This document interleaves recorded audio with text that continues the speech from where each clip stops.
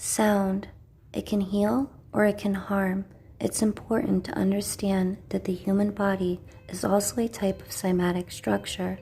The frequencies of sound wave affects the molecules in our cells and changes their shape.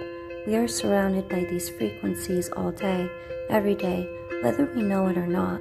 Our thoughts create vibrations in us that can be translated into frequencies that literally speak to the cells in our body and tell them how to react without our conscious awareness.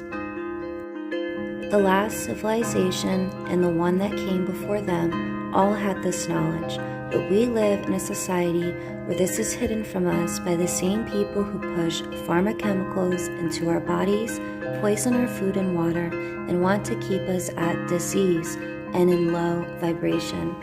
All of our modern music is set at a frequency that disturbs, which is 440 Hertz. It used to be at 432 healing tones.